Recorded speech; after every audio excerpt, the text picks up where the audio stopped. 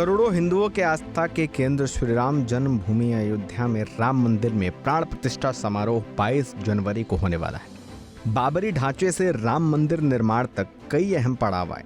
इस दौरान कई लोगों की मौत हुई तो कई बड़े नेता जेल भेजे गए और इस दौरान बीजेपी की सरकार भी यूपी से चली गई। इन सबके बीच करीब 32 साल पहले 6 दिसंबर 1992 को विवादित बाबरी ढांचा गिराने में अहम रोल अदा करने वाले उज्जैन के अशोक मंडलोई से जानिए कि आखिर उस दिन हुआ क्या था।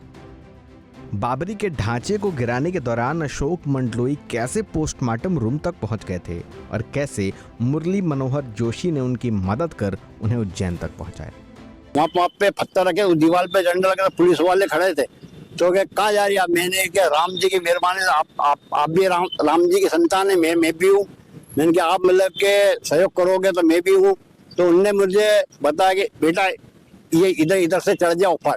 तो मैं दीवार की पाली इतनी बड़ी थी, उस पाली पे धीरे चढ़ा तो मैं गुम्बद के मन नीचे खड़ा हो गया और मैंने गुम्बद के ऊपर जो झंडा लगाते हैं, गुम्बद के ऊपर उसको मैंने फेंका। देखा मैंने झंडा घुमाया और फिर उसके बाद मैंने घन मारा और जय सिया राम के नारे लगाए तो पब्लिक सारी बैठी वो मतलब के टूट पड़ी। अशोक मंडलोई बताते हैं कि सन 1992 में पीएचई में नौकरी पर थे। उस दौरान विश्व हिंदू परिषद के कई कार्यक्रमों में भी वो जाया करते थे। कार सेवक बनकर कई बार तत्कालीन फैजाबाद स्थित बाबरी मस्जिद गए। वहां से मिट्टी लेकर उज्जैन आ जाते थे। उज्जैन आते तो कई बार लोग मजाक बनाते कि आप लोग जाते हो और सिर्फ मिट्टी लेकर आते हो, कुछ करते तो हो नहीं। मंडलोई बताते हैं कि यही बात मन में बार बार उन्हें चुभ रही थी। इसी बीच श्री राम मंदिर के लिए आंदोलन तेज होना शुरू हो चुका था। 2 नवंबर 1992 को उज्जैन में कार सेवकों की एक गुप्त बैठक रखी गई, जिसमें पूर्व मंत्री पारस जैन, पूर्व विधायक स्वर्गीय शिवा कोटवानी, बाबूलाल मेहरे, राधेश्याम त्रिपाठी सहित 500 कार्यकर्ता शामिल हुए। मीटिंग में तय हुआ कि राम मंदिर के लिए एक बलिदान जत्था बनाया जाना है, जो कि देश भर में हर एक शहर से बनाया जाना था। उज्जैन के बलिदान जत्थे में शामिल होकर मंडलोई ने अपना नाम रजिस्टर्ड करवा दिया। मंडलोई को काम मिला कि कैसे भी विवादित ढांचे पर चढ़कर गुंबज को तोड़ना है। उज्जैन से करीब 200 लोगों का जत्था पारस जैन के साथ 30 नवंबर 1992 को ट्रेन पर चढ़ गया। सभी लोग 1 दिसंबर को फैजाबाद पहुंचे।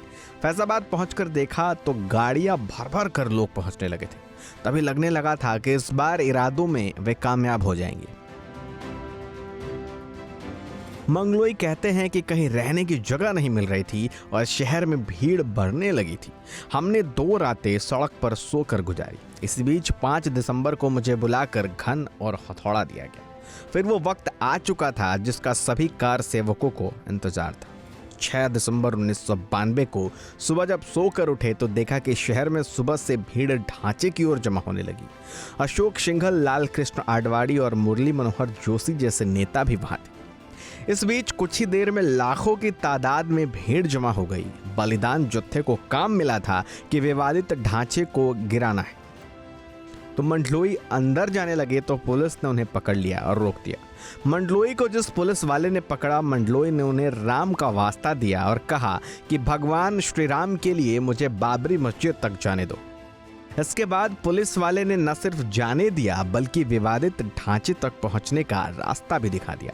वीआईपी स्थल के पास तैनात पुलिस ने कुछ कार सेवकों को मस्जिद की तरफ जाने से रोकने की कोशिश की, मगर कुछ ही मिनटों में एक एक करके कई कार सेवक मस्जिद गुंबज के ऊपर नजर आने लगे।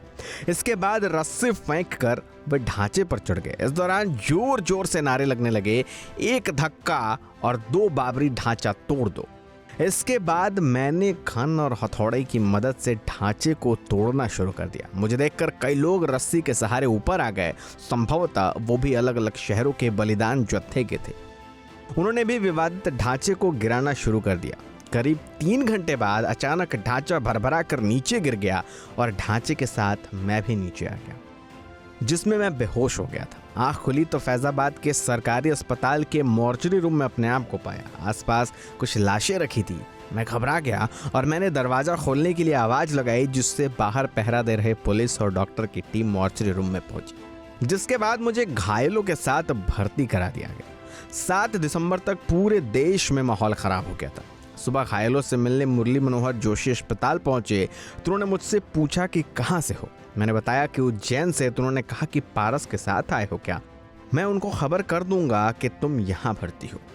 हालांकि इस दौरान मेरी मौत की खबर दूर दूर तक फैल गई थी। मेरा शव ले जाने के लिए उज्जैन की टीम ने बर्फ की व्यवस्था भी कर ली थी, लेकिन उन्हें जैसे पता चला कि मैं जिंदा हूं तो मुझे सकुशल उज्जैन ले आए। घटना के बाद 15 दिसंबर को यूपी पुलिस मुझे पकड़ने उज्जैन आ गई। मैंने करीब 10 दिन प्रति भार्गव मैडम के यहाँ रात गुजारी और अपने आप को बचाया। अशोक मंडलोई कहते हैं कि विवादित ढांचे को गिराने में अहम योगदान तो रहा, लेकिन मुझे राम मंदिर प्राण प्रतिष्ठा के लिए नहीं बुलाया है। हालांकि हम सभी को फरवरी में आने का निमंत्रण जरूर भेजा गया है। Bureau report, MPCG live.